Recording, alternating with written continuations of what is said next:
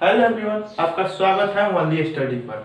हम पढ़ रहे हैं केमिस्ट्री में सॉलिड स्टेट चल रहा है, जिसमें यह काफी अच्छा रोल निभाता है इकाई कोशिका घनत्व। इकाई कोशिका घनत्व में जितने भी जैसे यूनिट सेल हैं, जितने भी इकाई का मतलब क्या हुआ? इकाई का मतलब हुआ कि किसी भी शब्द को पूरा करता है, किसी भी मांग को। जैसे कि हम बोले किसी बाजार में गए, बोले कि 10, तो क्या 10 किलो आलू दो या 10 किलो प्याज दो, मतलब 10 खाली बोलेंगे तो काम नहीं चलेगा, इसके साथ कोई ना कोई चीज लगाना पड़ेगा। तो वो क्या लगा रहे हैं आप? 1 मिनट, दिख रहा है? मान लिया कि हम बाजार में गए, बोले कि 10, क्या 10, इसके साथ कोई इकाई लगाइए, मतलब कोई 10 केजी या 10 ग्राम, कोई चीज तो बोलिए, तभी तो समझेगा। मतलब ये दोनों को एक साथ होना जरूरी होता है। अब सिर्फ बाजार में जाकर केजी बोल देंगे तो क्या कितना वो पूछेगा ना, तो आप फाइनल बोलना पड़ेगा आपको, दोनों को साथ में 10 केजी आलू या प्याज जो भी चाहिए आपको बोलना पड़ेगा। तो यही है इकाई, ठीक है। तो इसी तरह यूनिट सेल में भी इकाई होता है। ये तो आपका नॉर्मली हुआ, ठीक है। अब जब यूनिट सेल पढ़िएगा तो इसमें क्वेश्चंस बनाइएगा न्यूमेरिकल, तो उसी में ज्यादातर इसका यूज होता है यूनिट सेल का। तो यूनिट सेल क्या कहता है, पढ़ भी सकते हैं। क्या कहता है? कहता है किसी क्रिस्टल के इकाई कोशिका के घनत्व, माने किसी भी क्रिस्टल के कोशिका का इकाई घनत्व, इकाई कोशिका के इकाई घनत्व उस क्रिस्टल के घनत्व के बराबर होता है, ठीक है। उस क्रिस्टल के घनत्व के बराबर होता है। अब कोई भी क्रिस्टल है तो वो तो मिलकर किससे बना है? कणों से बना है, मतलब एटमों से बना है, या कणों बोल सकते हैं, आयनों बोल सकते हैं, इन सब से मिलकर बना हुआ है। मान लीजिए कि एगो एटम, हम मान लीजिए कि एगो एक क्रिस्टल है, सपोज दैट मान लीजिए कि यह 10 गो एटम से बना है, 10 गो एटम से बना है, ठीक है। 10 गो एटम मतलब एक गो एटम। तो मान लीजिए कि एगो एटम आपका 2 केजी का है, सपोज दैट मैं बोल रहा हूँ 2 केजी का है। तो 10 गो एटम है, एगो 2 केजी का है, तो टोटल कितना हुआ? 20 केजी। अब इसी का ना टोटल वेट, इसके टोटल, इसको बोलिएगा कि यह पदार्थ है, तो यहाँ तो हुआ क्या? एटमों का योग हुआ, माने एटमों का कितना भार है? 20 केजी है। तो यही ना भार जो है टोटल, और इसको हम बोल रहे हैं क्रिस्टल, ठीक है, क्रिस्टल। तो क्रिस्टल का भार कितना हुआ? 20 केजी। एटमे का ना जोड़े तो हुआ है। ठीक उसी तरह इसको भी कह रहा है किसी क्रिस्टल के इकाई कोशिका के घनत्व उस क्रिस्टल के घनत्व के बराबर होता है, ठीक है। तो इसी को बोल रहा है कि क्रिस्टल में जितने भी, क्रिस्टल के जो भी घनत्व होंगे वही घनत्व इकाई कोशिका के होंगे, क्योंकि वह इसी तरह आप समझ सकते हैं कि वह जुड़ा हुआ होता है, ठीक है ना। कि क्योंकि कोई भी क्रिस्टल जो है इकाई कोशिका से ही ना मिलकर बना हुआ है। और किस रूप में रहता है इकाई कोशिका? इस तरह का अनेकों रहेगा, आपको मिलेगा, यह सटल रहेगा एक दूसरे से, ठीक है। इसको आप मिला सकते हैं, माने यह अनेकों से मिलकर बना रहता है, ठीक है। बहुत सारे इकाई कोशिका से मिलकर बना रहता है क्रिस्टल। अब क्रिस्टल का जो घनत्व होगा वही इकाई कोशिका का घनत्व होगा। तो डिफिनेशन हो सकता है।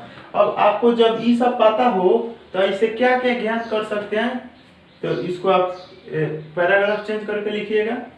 इकाई कोशिका घनत्व ज्ञात हो तो इकाई कोशिका के प्रकार, कितने प्रकार का है, कौन सा है, एफसीसी है कि बीसीसी है कि एसीसी है, परमाणु की संख्या, दूसरा परमाणु की संख्या, परमाणु भार आदि ज्ञात कर सकते हैं। तो ये तो नॉर्मली आप जानते हैं घनत्व बराबर क्या होता है। इसी में ना आपको जोड़ना होगा, तो हम क्या जोड़ेंगे कि इकाई कोशिका के घनत्व, तो किस तरह से बोलेंगे तो इकाई कोशिका के द्रव्यमान बटा टोटल आयतन। तो इकाई कोशिका के आयतन इस तरह से जोड़ेंगे। तो इसको पहले आप थोड़ा सा समझ लीजिए। मैं शॉर्ट का यूज करूंगा यहाँ पर, D बराबर M बटा V। ठीक है, तब V इधर आ जाएगा तो क्या हो जाएगा, dV हो जाएगा। ठीक है, यहाँ पर D1, तो यहाँ पर M बराबर हम लिख सकते हैं dV, लिख सकते हैं आसानी से। तो यहाँ देखिए अब D जो है ना फिक्स होता है। D क्या होता है, फिक्स होता है, निश्चित राशि होता है। तो अगर मैं इसे निश्चित राशि को, मतलब अगर यह इस तरह से रहता तो हम निश्चित राशि ना एक जोड़ते हैं यूनिट को हटाने के लिए, इसको इनवर्सली प्रोपोर्शनल को हटाने के लिए। तो इसको हम लिख सकते हैं उसी तरह M डायरेक्टली प्रोपोर्शनल V। मतलब इसका आयतन बढ़ेगा तो द्रव्यमान बढ़ेगा। ठीक है, इसका मतलब हुआ। अब हम चलते हैं पूरा इसका डिटेल करते हैं, इसे हम मिटा रहे हैं। लिख लिए होंगे आप लोग, चलिए तो हम शुरू करते हैं। इसको लिख लिए होंगे, चलिए तो हम शुरू करते हैं। इकाई कोशिका का घनत्व, उसी को ना लिख रहे हैं, इकाई कोशिका का घनत्व। तो बराबर क्या होगा, यहाँ लिख रहे हैं, देखेंगे ऑटोमेटिकली। तब होगा क्या, इकाई कोशिका का द्रव्यमान बटा इकाई कोशिका का आयतन, वही ना जुट रहा है, सिर्फ इकाई कोशिका का द्रव्यमान बटा, ये लिखते चलिएगा, हम डॉट दे रहे हैं क्योंकि थोड़ा सा क्या है ना, लॉकडाउन के चलते इंक मैं खरीद नहीं पा रहा हूँ और इंक थोड़ा कम है इसमें, इसलिए इसको हम मान लिए समीकरण 1। ठीक है, अभी तो आपको पता नहीं है इकाई कोशिका का द्रव्यमान, इकाई कोशिका आयतन। तो इस तरह से हम एक एक करके निकालेंगे। तो फर्स्ट लिखते हैं इकाई कोशिका का। अब इसको हम लिखे कि नहीं, लिख रहे हैं, देखते हैं जहां तक खिंचाएगा। इकाई कोशिका का द्रव्यमान, यह निकालेंगे, द्रव्यमान वहां रख लेंगे, फिर सी का मान निकालेंगे और बटा में रख देंगे और हल कर लेंगे। तो इकाई कोशिका का द्रव्यमान क्या होगा, तो इकाई किसी भी पदार्थ का द्रव्यमान क्या होता है, तो इकाई कोशिका में परमाणुओं की संख्या गुने एक परमाणु का द्रव्यमान, यही ना होगा कि यही तो आपको समझाए कि यह 10 गो से मिलकर बना है। तो क्या हो गया, एटम की संख्या 10 गो हो गया, ये गो कितना इसका भार है 2 kg, तो टोटल निकल गया द्रव्यमान। तो यही ना करिए 10। तो इसी तरह इसको भाषा में लिख देना है। तो क्या लिखना है, तो इकाई कोशिका में परमाणुओं की संख्या है, देखिए इकाई कोशिका में एटम की संख्या, और ये गुना में है, गुना में है एक परमाणु का द्रव्यमान, एक एटम का द्रव्यमान, इसको मान ली समीकरण 2। ठीक है, तो इस तरह से तो आप किसी भी एटम की संख्या को आप Z से डिनोट करते हैं, Z गुने, और देखिए यहाँ पर एक एटम का द्रव्यमान, तो एक एटम का द्रव्यमान को आप उसी तरह से लिख सकते हैं, एक एटम का, मतलब यहाँ मैं नहीं लिख कर यहाँ कर दे रहा हूँ। ठीक है, समझ गया।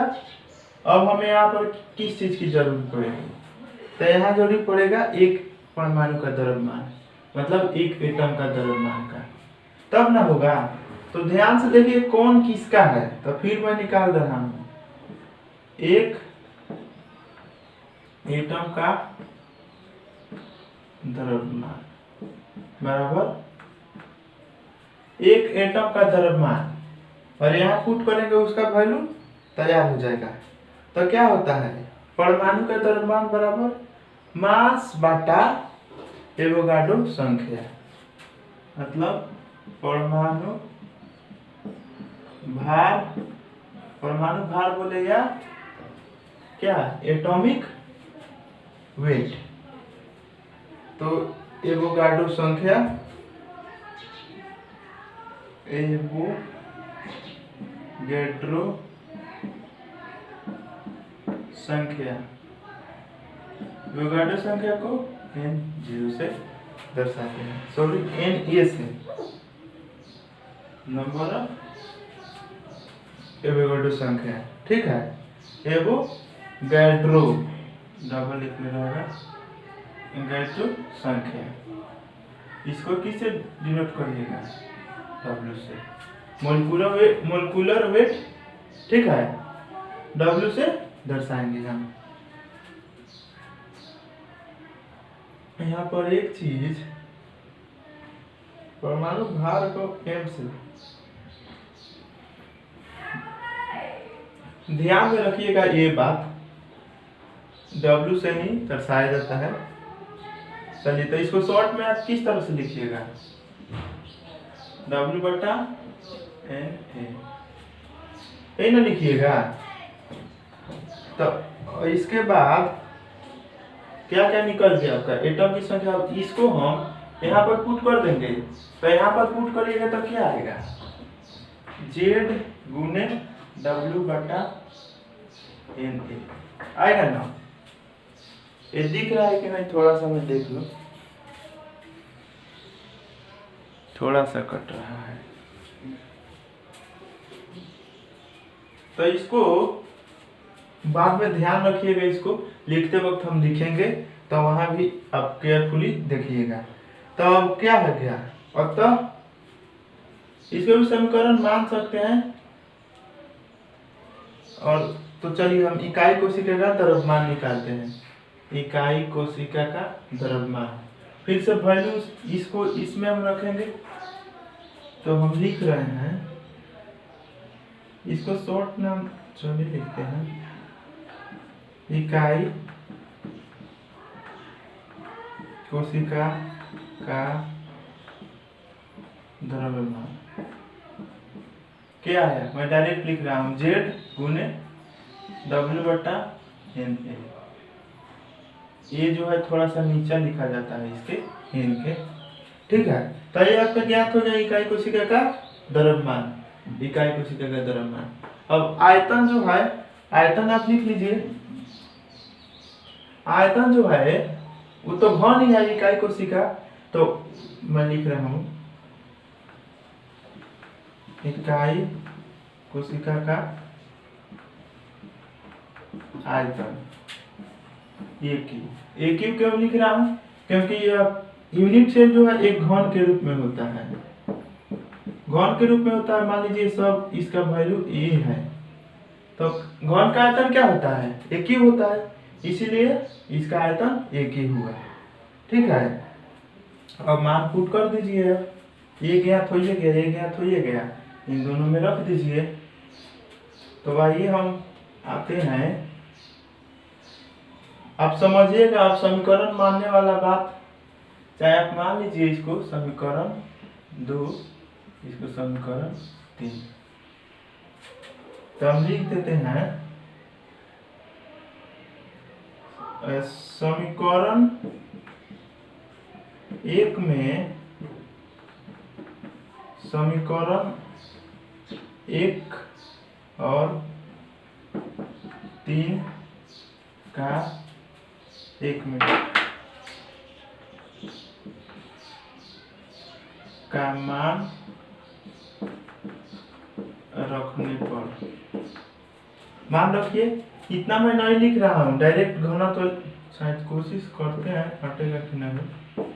इकाई कोशिका का घनत्व बराबर, मान रखिए, पहले ही रखना है तो रखिए, Z गुने W/Na।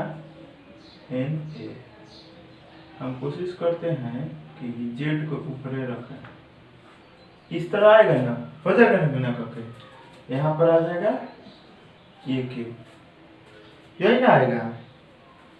तो क्या बोलिएगा, डी बराबर जेड गुने डब्ल्यू बटा ए क्यू गुने ए। आपका तैयार हो गया। ये क्या है, एवोगाड्रो संख्या। अब एवोगाड्रो संख्या का वैल्यू भी होता है 6 पॉइंट, एक मिनट, ये तो दिख ही रहा होगा, एक मिनट देख ले नीचे दिख रहा है कि नहीं। चलिए थोड़ा सा इधर को लिख दूंगा, तब होता कितना है एवोगाड्रो संख्या का। देखिए ए बराबर 6.022 गुने 10 के पावर 23, ठीक है। इतना होता है पर मोल, मोल इनवर्स लिखिएगा। ये हो गया आपका एवोगाड्रो संख्या का वैल्यू। इसे भी आप ध्यान रखिए क्योंकि क्वेश्चन बनाते वक्त 0.02 का वैल्यू छोड़ दीजिएगा, लिखेगा डायरेक्ट 6 गुने 10 के पावर 23 मोल सवाल बनाते वक्त, लेकिन मूल रूप से वैल्यू इतना होता है। तो ये था आपका इकाई कोशिका का पूरा डिटेल, क्यों कैसे और कहां से आया। फिर से तेजी में मैं कर दे रहा हूँ। इकाई कोशिका का घनत्व इकाई कोशिका का द्रव्यमान बटा आयतन, एक वैल्यू आ गया। अब ये वैल्यू चाहिए था, ये वैल्यू चाहिए था हमें। तो इकाई कोशिका का द्रव्यमान, इकाई कोशिका में एटम की संख्या और गुने एगो एटम का कितना द्रव्यमान है, गुना करिएगा तो आपका निकल जाएगा ना कुल, ठीक है। तो इकाई कोशिका के एटम की, एक एटम का द्रव्यमान कितना होता है, तो एक एटम का द्रव्यमान परमाणु भार